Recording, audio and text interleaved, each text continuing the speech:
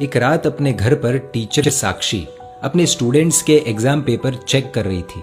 तभी उसके पति संजय उसके बगल में आकर बैठ गया। संजय अपने मोबाइल में मस्त था, गेम खेल रहा था। अचानक साक्षी की आंखों से आंसू बहने लगे। वो जोर जोर से रोने लगी।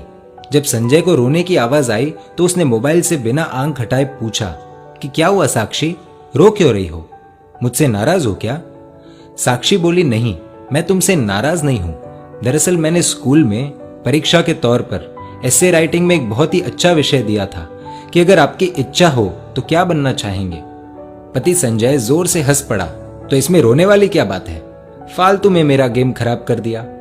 साक्षी बोली, संजय 2 मिनट फोन छोड़ो और ये देखो एक बच्ची ने क्या लिखा है उस एसे राइटिंग में। तुम खुद पढ़कर रो पड़ोगे। संजय ने कहा, अरे मैं थका हुआ हूं, प्लीज तुम पढ़कर सुना दो। साक्षी ने आंसू पोंछकर पढ़ना शुरू किया। डियर टीचर, मेरा ये एसे राइटिंग मेरे पापा को ना दिखाना, वरना मुझे बहुत डांट पड़ेगी। मैं जब भी घर जाती हूँ तो मेरे मम्मी पापा मोबाइल में बिजी रहते हैं। मेरी तरफ देखने का भी बहुत कम टाइम मिलता है उन्हें। मोबाइल का इतना ध्यान रखते हैं वो, इतनी केयर करते हैं मोबाइल की। वो मुझसे ज्यादा तो उनके फोन से प्यार करते हैं।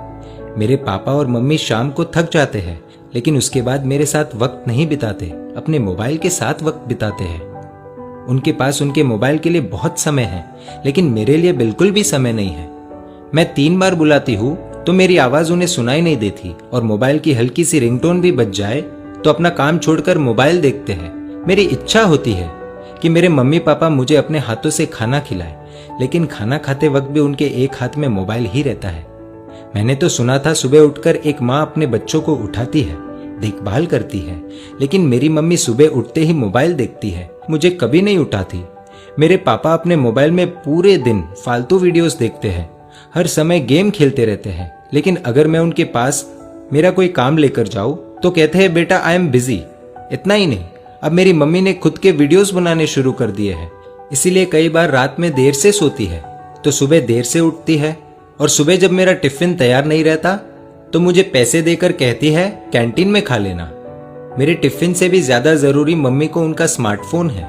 हाँ, डॉटर्स डे के दिन दोनों मेरे साथ फोटो लेते हैं, और वो मेरे लिए नहीं, अपने अपने स्टेटस में डालने के लिए, जिससे दुनिया को पता चले कि वो भी ट्रेंड के साथ चल रहे हैं। वीडियो कॉलिंग पर अपने दोस्तों के साथ 1-1 घंटे तक बातें करते हैं, लेकिन जब मैं कोई कहानी सुनाने कहूँ तो कहते हैं बेटा इंटरनेट पर सुन लो।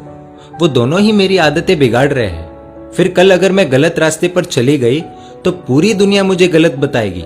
इसलिए मेरा हमेशा से सपना रहा है कि मैं भी एक स्मार्टफोन बन जाऊं। पूरे दिन अपने पापा के हाथों में रहूंगी, रात को सोते समय भी उनके आंखों के सामने रहूंगी, सोने के बाद भी उनका हाथ मुझ पर ही रहेगा। खाना तो नहीं मिलेगा, लेकिन हाँ, टाइम टू टाइम रिचार्ज होता रहेगा। मेरा पूरा ध्यान रखा जाएगा। मुझे खरोच भी नहीं आने देंगे। जहां भी जाएंगे मुझे अपने साथ ले जाएंगे। हमेशा दोनों की आंखों के सामने रहूंगी। संजय थोड़ा भावुक हुआ, लेकिन फिर से अपने गेम में लग गया और साक्षी से बोला कि ठीक है, अच्छा लिखा है, इसमें रोने जैसा कुछ नहीं है। तुम्हें इतनी सी बात पर रोना क्यों आ गया Sakshi? Be strong, come on.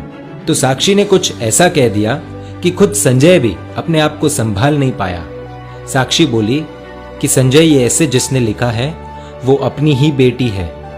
दोनों के आंसू रुकने का नाम नहीं ले रहे। भागते हुए अपनी बेटी की बेडरूम में गए। देखा कि वो अपने मम्मी पापा की तस्वीर से लिपटकर सो रही है। ये दृश्य देखकर दोनों को रोना आ गया। साक्षी और संजय दोनों ने अपनी बेटी को नींद से जगाया। उसको उठाकर दोनों ने क्षमा मांगी। कहा कि बेटी, तुमने हमारी आंखें खोल दी, हमें माफ कर दो। अब से स्मार्टफोन नहीं, तुम हमारी आंखों के सामने रहोगी। पूरे परिवार के लिए बहुत ही भावुक पल था। दोस्तों, इस कहानी से आपको क्या सीख मिली, कमेंट द्वारा बताएं। और अगर आपको लगता है कि ये कहानी शेयर करने जैसी है तो तुरंत अपने दोस्तों, परिवारजनों और रिश्तेदारों के साथ शेयर कीजिए। और ऐसी सुंदर कहानियों के लिए emotional video stories page like कर दीजिए और YouTube पर हमें सब्सक्राइब कर दीजिए।